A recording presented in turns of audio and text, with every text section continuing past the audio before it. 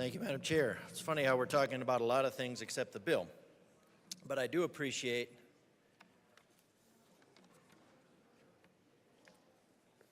the discussion. I think it's an important discussion to be had.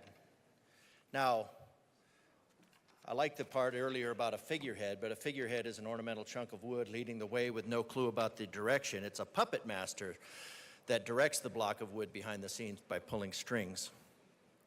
So, choose.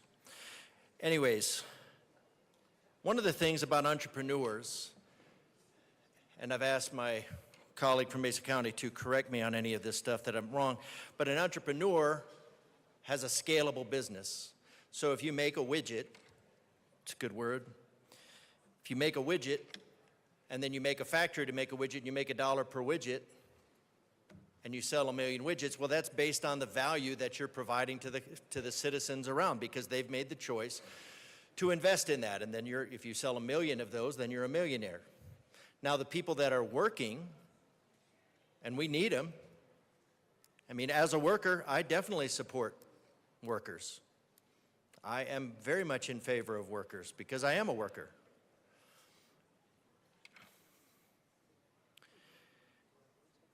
So, but labor doesn't scale, and so that's a problem. So I appreciate my colleague correcting the vilification of entrepreneurs and business owners, but there is too much of that in this room, that any business owner is considered to be a target. And we have, I think the last time we checked was like number 6 in the most regulated state in the country, and that is not, and it is a great place to live. Colorado is a great place to live. People were flocking here, but they're not. Businesses are leaving. We have a $58 billion basically penalty looming over the business community of Denver.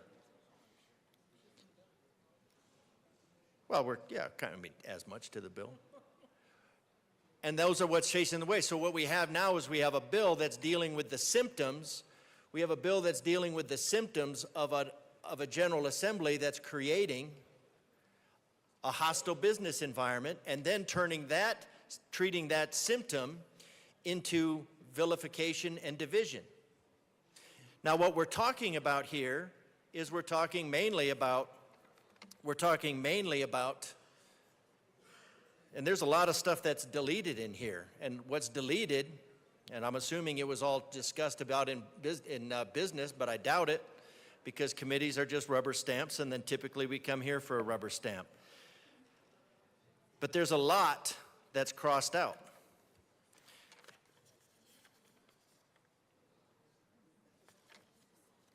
And when we're talking about, so what we want when we're talking about employers, and we want employees to have good employers. We don't want, everybody's not cut out. Everybody does not want to take the risk of being a business owner. And there's a lot of risk in being a business owner, and so there's benefits in being an employee. And that's fine. There's nothing wrong with that. I don't negate that at all. But if you want to have everybody with good bosses, what you need to do is you need to create a business economy that thrives. And we're not creating a business opportunity that thrives here. Again, the $58 billion that's looming over the heads of the citizens. We need energy because an economy is based on energy. And this room has done everything it can to bottleneck energy into something that is unsustainable. Just ask Spain. Now, when you look at, I don't have a problem with unionization. I'm pro-union. I think, the United States, the Union of States. It's not un-American. It's getting that conclusion, reaching that collective agreement.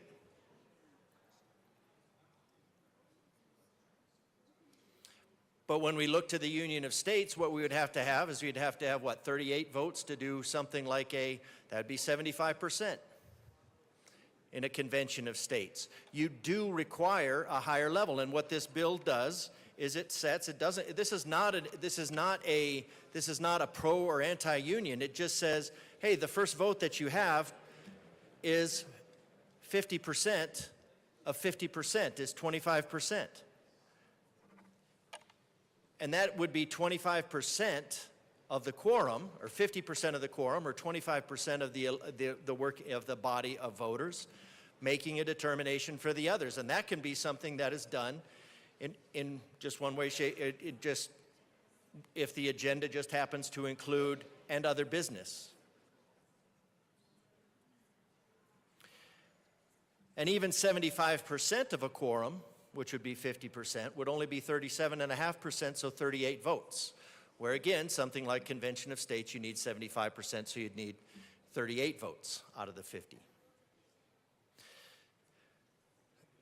And if we look at our elections, we have a voting system that requires, for the opt-out, for instance, that you require 75%, and anybody that doesn't show up is automatically given a no vote. So that was okay with the General Assembly, but this is not. So it's not a question of whether we need unions. I'm fine with unions. I like the idea of unions because you have collective bargaining. You have collective bargaining between a board of directors, and you have collective bargaining between union representation. But I also come, because I want to say the words lived experience at some point. So my lived experience is living in a Michigan town where businesses were put out of business by unions. They were literally put out of business. I can think of the town that I lived in northern Michigan that had 3 businesses that were put out of business by unions in order to consolidate those businesses more closer to their region, which was near the big 3, which rising labor cost and union cost put out of business. And then you talk about the pensions. Yes, we all like the pensions, but the pensions were largely built on a Ponzi scheme that was unsustainable and unkeepable promises. I'm not opposed to the pensions, but what they did was they told people, Chicago had this problem with their teachers union. They basically had to tell them at some point they were out of money because it was an unsustainable promise. It never was a sustainable promise. And we talk about our critical transitions here. Just transition to something else. Why? Because we've created a hostile business environment and we've cut the underpinnings of the economy which is the energy. And then when we've gotten rid of all these good paying jobs because we've gotten rid of the energy that supplies these good paying jobs, then we come back, then you want to come back to the workers who have been hurt and then promise that they'll somehow recoup their wages. They'll somehow recoup their wages by unionizing. And I don't think most places are adversarial to unions or collective bargaining. Maybe some are, but maybe some of that needs to have a look at the history of it. I think it makes sense. But when you have an abuse of power, as I've seen, 3 major industries in a northern Michigan town put out of business. Those people were all left hanging, no jobs. Now, I do appreciate throwing out to the tariffs there. That should push the jobs back to the country and then may increase that. We do need energy for that. Now, I'm glad we're looking at nuclear energy because of just covering your points that you said. Because we finally have some recollection or recognition that the green energy nonsense is not going to power the future of Colorado. Representative DeGraff, we are talking about a second election for a union to form for collective bargaining. No, yes, ma'am, I appreciate that. I was just talking about all the other stuff that the sponsors were talking about in response to the response of the sponsor sponsoring, talking about something else. I've been directed to stop responding. That's fair. We just want you to talk about the bill. Thank you very much. Oh, I do too. I just think it's important because there's so much that has been put up here about that voting against this is anti-labor, and it's not anti-labor to vote against this. Because when you say that, okay, that the first election, when we look at our own elections, and first of all you have a caucus, For our political elections, you have a caucus, delegates choose those, they go to, that would be your representation, and they go to the assembly, and the assembly chooses, elects somebody to represent them, or there would be a petition process. So via the petition process or the caucus and assembly process, we have one election. That's, a lower number of people, and then we have a primary election, and then we have a general election. So each stage along the way, we're having more elections. So we have 3 elections. So there's no matter of overturning a political election just because of this. But bottom line, what this gets to is, is it the right thing to do to have 25% of a company, of the workers of a company, make the decision for the other 75%? That's the question. And if you have 25% of the people determining the direction for the other 75%, is that fair?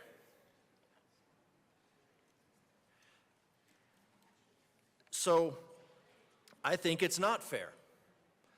I think it's fair for those 25% to raise the question and say, hey, I think we ought to engage the rest of our coworkers in this.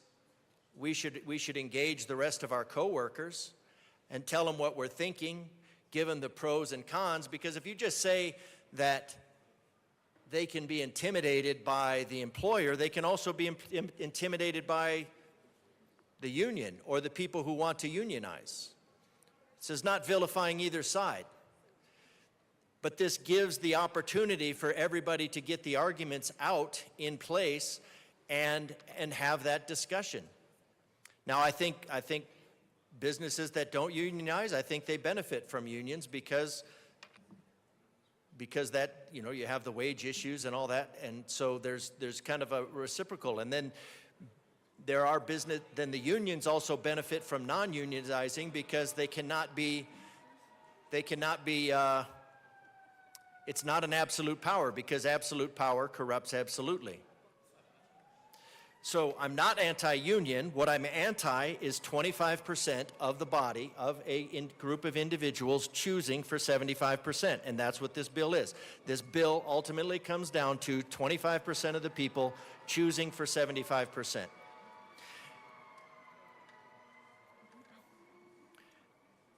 And even if you said the majority of a quorum, that might be only 38% of the group, but at least the individuals that didn't show up had the opportunity. And they had the opportunity, they knew about the meeting, they were told what was going on, they were able to hear the arguments pro and con, and then if they care, they can show up. If they don't care, if they're neutral on it, they cannot show up, and then you could have 38% of the body make that determination. But having 25% be able to make the determination for 75%, I don't think that's good. I think there should be a little bit more transparency. I think if you want to improve the lives of Coloradans, we need to look at the underlying problems. The underlying problems is what you've done to business through fines, fees, regulations, and energy costs. Don't come to the table now and pretend like you're going to fix the wages of workers by unionizing. That's not going to fix the problem at all. The problem is jobs leaving Colorado. And the energy decisions that you make that drive the economy, that provide the jobs for these workers, are intentional. They're misguided, but they're intentional. So I'm a no vote on this, again, because I don't think 25% of any group should make the determination for the other 75. I don't believe that is democratic. I don't believe that's necessarily representative. I think the other individuals should have their opportunity to weigh in. And in the meantime, you could stop killing the economy. You could stop choking the golden goose.